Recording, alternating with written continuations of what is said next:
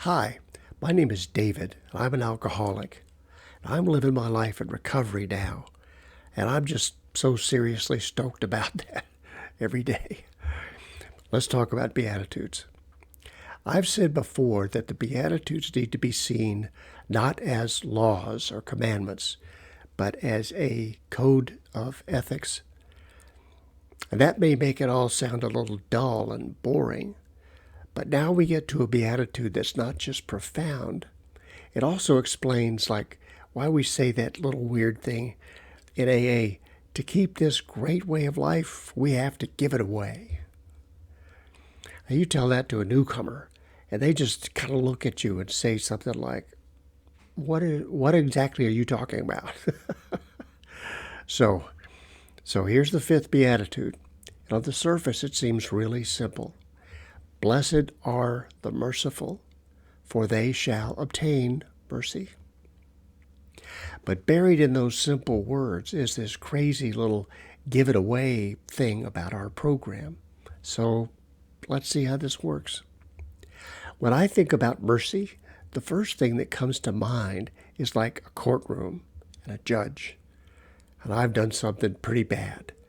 But the judge says, David, because you haven't done anything that stupid, and I'm thinking, not yet, that's stupid, this court's decided to show you a little mercy.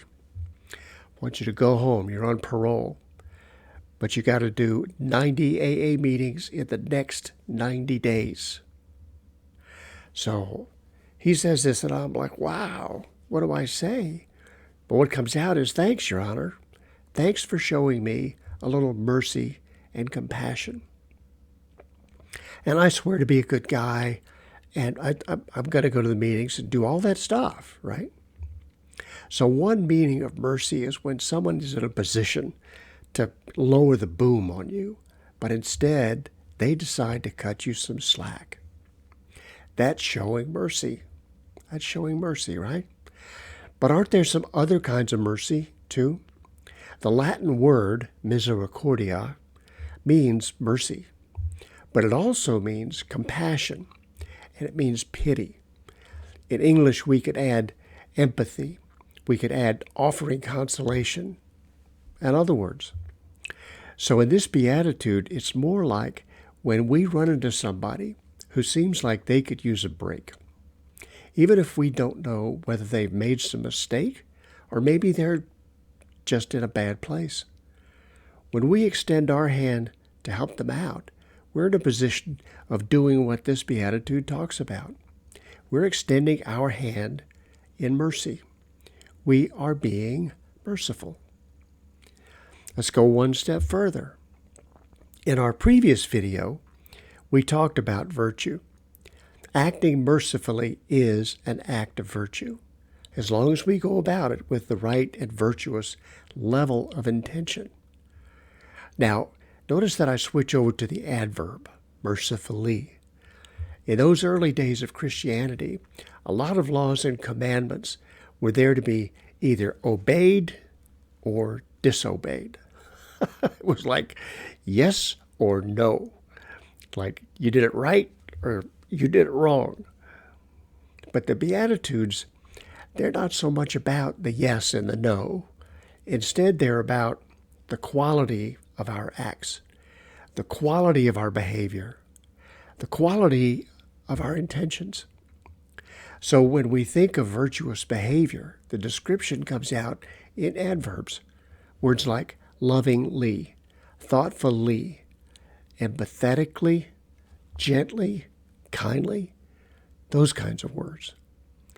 Now, if you're unsure what I mean by intentions, click here, up here, and go back to another video of ours.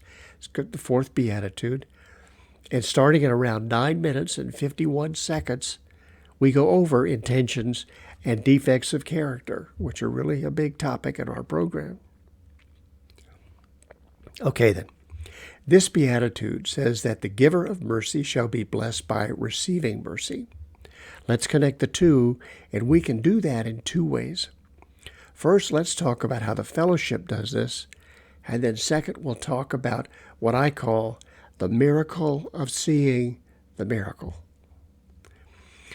In a group meeting, if we have a person, new person or not, who's clearly having a hard time, folks jump in to help and console that person. That is being merciful. Whether I jump in on the conversation or not, I feel the chemistry of that discussion. I do, man. I feel that. You probably know how that goes. If I have something bugging me or something tougher than just that, I can speak out in a meeting or get companionship or advice after the meeting, and this is going to be from folks that I know and that I trust. So the fellowship is behaving mercifully towards me by giving me insight and consolation. Even without any particular issues, I always get the blessing of what I call the wisdom of the crowd from meetings. It's a word floats out from here, a comment from there. It always helps. I put it together, and I always consider it a gift. Call it mercy or call it whatever you like. Sum it up as the fellowship. And in my experience, this fellowship is totally unique. I only get a sense like this when I'm busy in my program. But I get a sense of something even greater when I help a person out one-on-one. When this happens, I get a renewed view of my own problems that I've dealt with.